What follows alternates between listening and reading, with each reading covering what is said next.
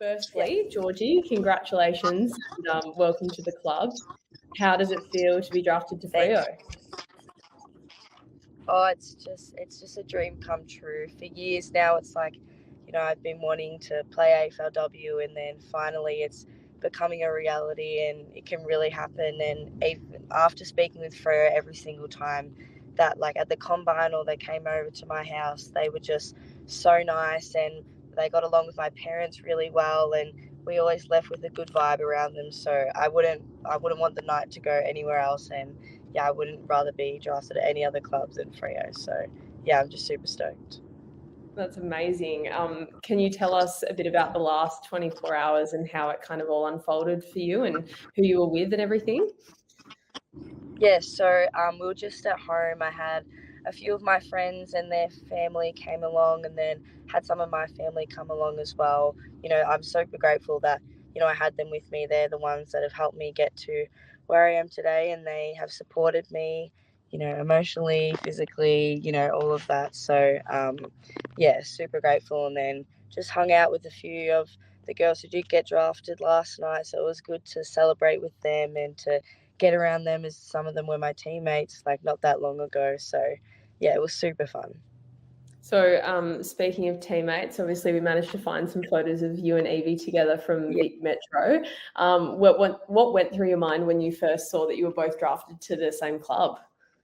Oh, I can't even put it into words, but I was waiting because the next pick, obviously it was Holly, but it was a while and since my pick, so I was waiting, like, fingers crossed, like, so who am I moving with? Like, who am I going with? And then, because I met Holly, I was super excited, and then when Evie came on, I was just like ecstatic. Like, I was so happy. My parents were so happy because we all get along with Evie's family, and yeah, then that's probably when it started to kind of kick in a little bit. Like, it started to sink in, like, oh, like in 2 months' time, I'll be, possibly living with Evie, and we've done footy together for the past 3 years, and, we're best friends. So now that we get to move across the country and do what we love together, like, it's seriously just a dream come true. And then she FaceTimed me not that long ago, and it was just all happiness. And yeah, it's just so exciting, and I can't wait to move up with her. That is the best story ever, isn't it? Moving over with It's so good. Now, were there any prior conversations that you had with the club that kind of gave you an inkling that you could be heading to Perth, or were you just completely not sure and going in kind of blind to the draft? Well, to be honest, it was a bit all up in the air. I knew that Freo really liked me just from hearing what my manager said, and that they thought I interviewed well, but I honestly didn't think I was going to go that high. So I was kind of just putting it out, maybe going like late teens, early 20s.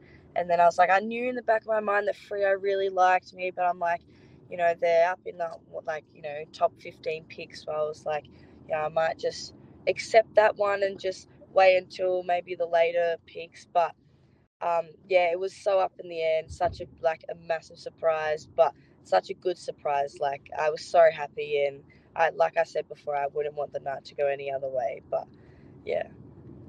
Were there any kind of conversations that you'd had with Webby or the head of AFLW, Claire Heffernan, or Frizy, that kind of made you feel like that would be a really good club for you? At the combine, it was Peter Bell and Daryl.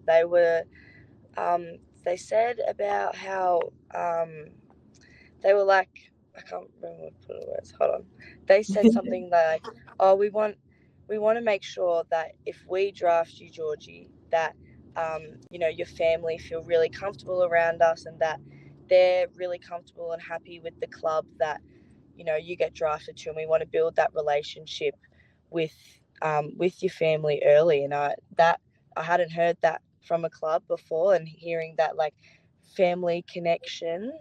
So that conversation, I rang mum straight after the Freo interview and told her that I love them and they were so nice. But I mentioned that, and like, that made me really happy. And I was like, gosh, like, they care for their players, they care for the players' family. And yeah, it was just such a nice feeling to kind of hear that and know that they'd support me. Obviously, I'd be moving 4 hours away from where I am, so to be able to still have that connection with my family and that they value that, I feel like that was probably, the conversation that made me like excited to go to Freo. That's amazing. I'm sure that would have given you a lot of comfort, hey? Yeah, definitely heaps. Now, have any of your new teammates flicked you a welcome message yet? So many. There's been so many messages. I've been so grateful and so lucky. Yeah, I've been so welcomed, and I just can't wait to get over there and see these girls face to face, and yeah, just to get over there and just get to work with them. Now, are there any of the Freo girls that first came to your mind that you've looked up to and that you're keen to get stuck into training with? Yeah, it was quite funny.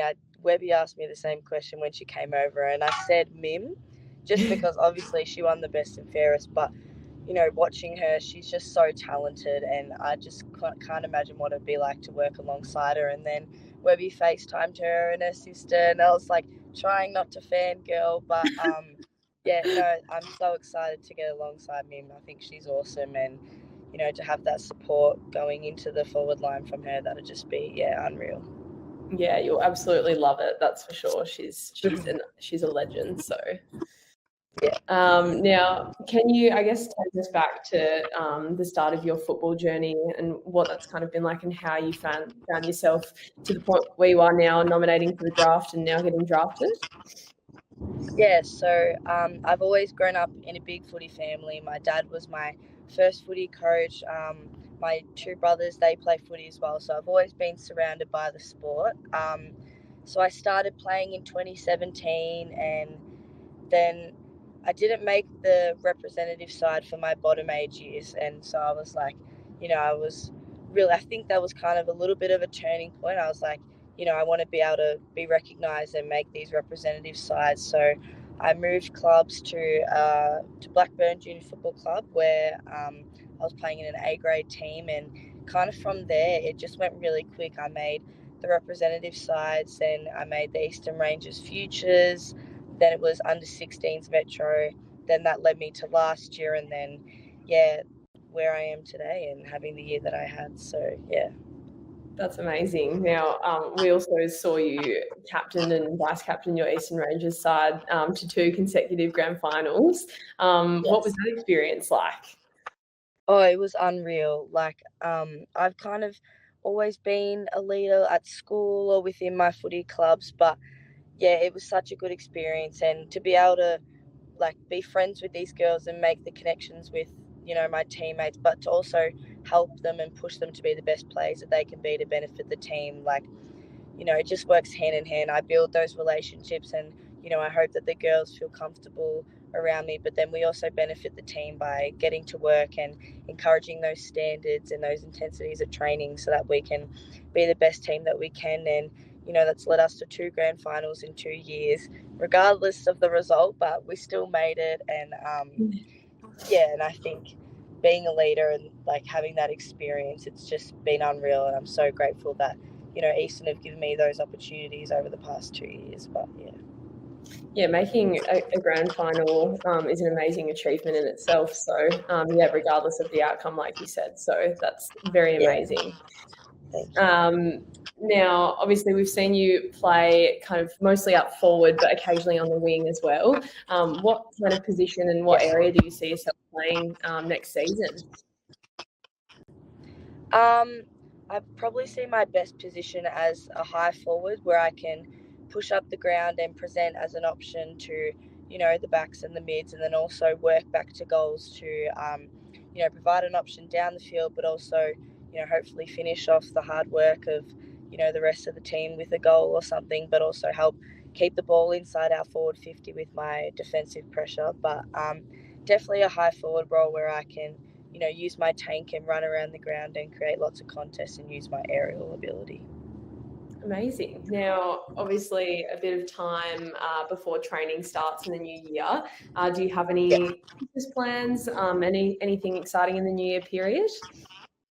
Well, we're just having Christmas at my mum's brother's house, but I'm going away with a couple friends to the beach for New Year's, so that'll be fun to just have one last little getaway before I head over. But no major plans yet, but that's probably the only one.